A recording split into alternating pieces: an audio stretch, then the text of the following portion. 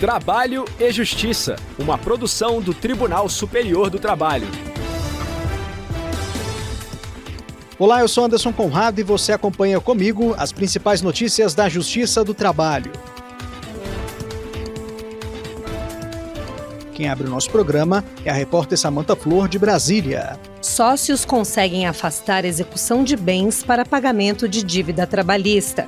Em nosso giro pelos regionais, a repórter Rúbia Bragança traz informações diretamente do Tribunal Regional do Trabalho da Terceira Região, em Minas Gerais. Empregado tratado com excesso de rispidez, gritos e atos de perseguição será indenizado. Nesta edição também temos reportagem especial. A partir de hoje, apresentaremos uma série sobre trabalho internacional. No primeiro episódio, vamos conhecer quais são as normas trabalhistas para pessoas contratadas por empresas estrangeiras para prestar serviços no Brasil e no exterior. Se liga, o programa já está no ar.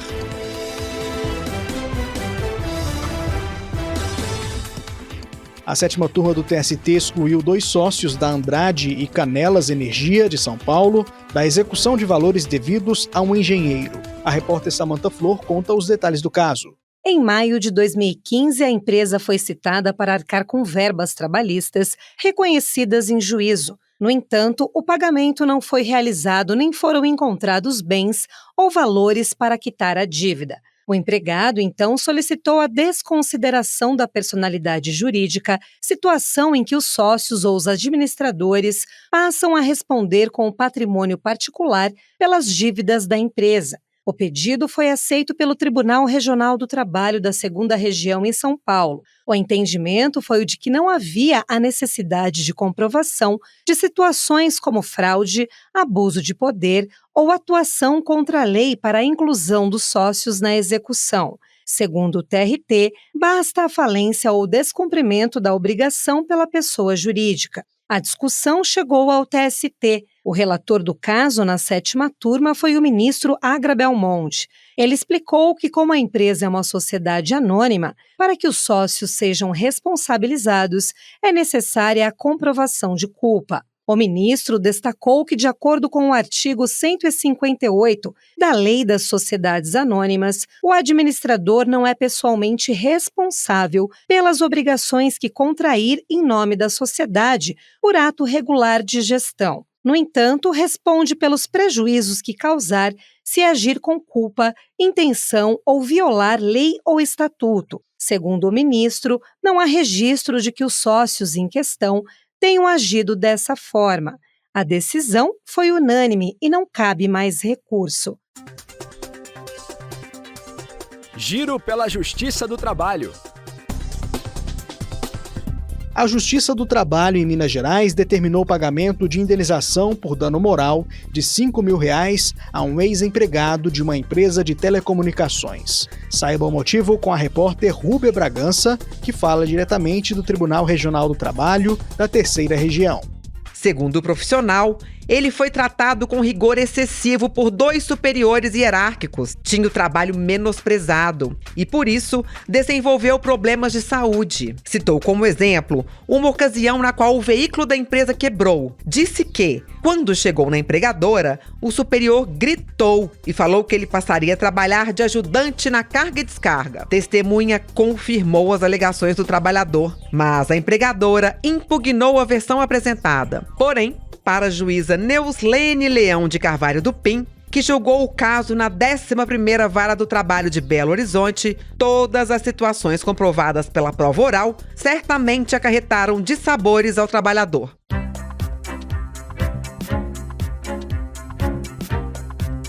Reportagem especial.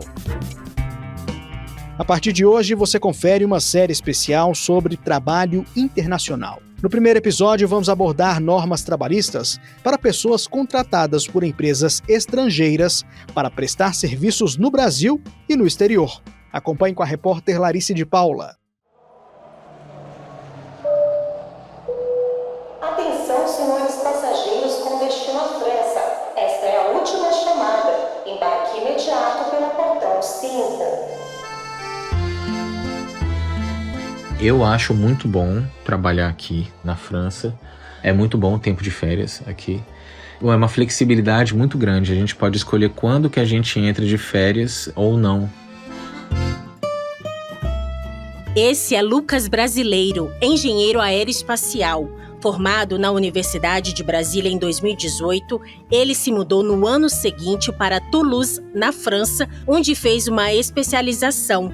Hoje trabalha em uma das maiores fabricantes de aviões do mundo. O meu contrato de trabalho é diferente. No caso, não tem nada a ver com o Brasil, né? Ele é totalmente da França. Mas o sistema daqui da França, ele funciona de duas formas. Tem o CDD, que é o contrato de duração determinada. Ou seja, você faz o contrato que ele vai durar 1 ano, uns 2 anos no máximo. E aí depois o contrato acabou e eles decidem se renovam ou não. Ou se mudam de contrato também. E tem o CDI, que é o contrato de duração indeterminada. Esse contrato é de duração indeterminada, ou seja, você fica na empresa.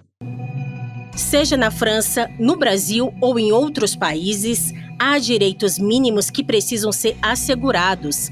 É o que destaca o ministro do Tribunal Superior do Trabalho, Lélio Bentes Correia.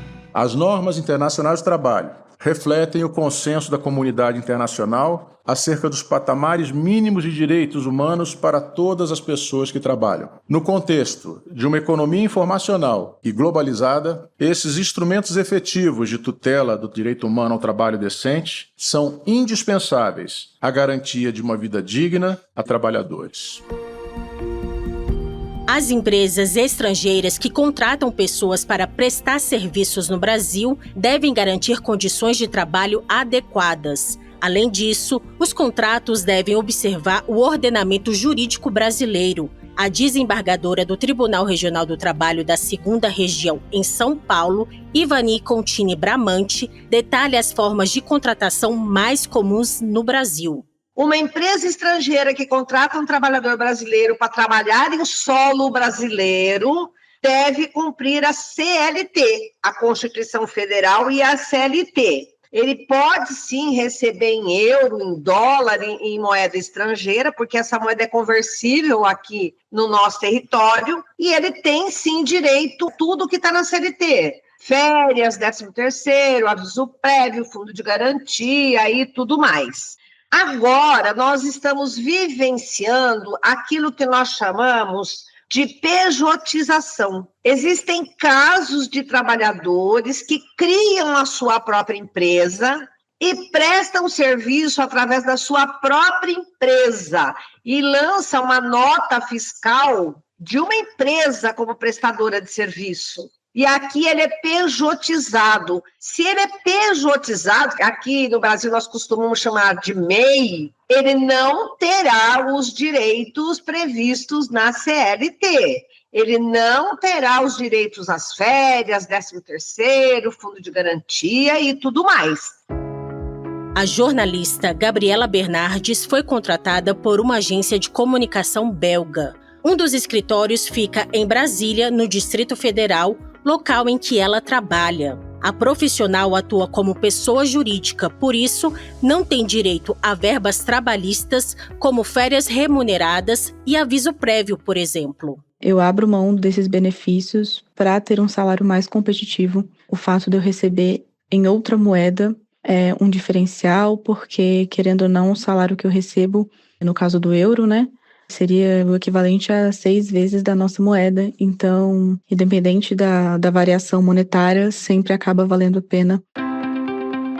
Wesley Martins é analista de sistema de uma rede de pizzarias há 5 anos.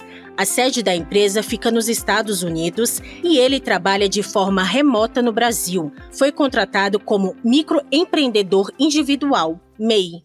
Os benefícios que eu posso citar assim, é o teletrabalho, 100% do tempo, todos os dias da semana. Eu consigo alocar 8 horas por dia, todo dia, do meu trabalho. Esse é o meu contrato, que eu tenho disponível para trabalhar para eles, que eu posso cobrar de horas, entendeu? Assim, quando eu paro para pensar os benefícios que a CLT me dá e o meu contrato de trabalho, assim, eu acho que a CLT é muito boa, porque te dá férias. E do outro lado, você tem uma forma melhor de conseguir uma remuneração maior. Diversas empresas nacionais também contratam brasileiros para trabalhar no exterior. Nesses casos, o professor e especialista em Direito Internacional, Matheus Leandro, ressalta algumas especificidades que precisam ser observadas. Esses trabalhadores que são levados para o estrangeiro, eles têm os seus direitos assegurados pela Lei 7.064 de 82, que traz algumas previsões. Por exemplo, completado 2 anos de trabalho no estrangeiro, o trabalhador tem direito a férias anuais. Então a nossa legislação ela visa proteger o empregado, inclusive o entendimento hoje que prevalece é de que, ainda que esse trabalho seja exercido no exterior, praticamente em todos os casos, a contratação ou a pré-contratação é feita aqui no Brasil. Então a gente tem prevalecido a aplicação da lei mais favorável. Então se ele vai para o exterior e a lei do exterior é mais favorável, a lei do exterior pode ser aplicada. E vale reforçar, trabalhadores e trabalhadoras também encontram proteção nos tratados internacionais. O Brasil é membro da Organização Internacional do Trabalho, a OIT, agência especializada das Nações Unidas, criada para promover o trabalho decente e produtivo. Em mais de um século, 82 convenções foram ratificadas pelo governo brasileiro. Os acordos abordam temas como indenização por doenças profissionais, proteção ao salário, igualdade salarial entre homens e mulheres e incentivo à negociação coletiva.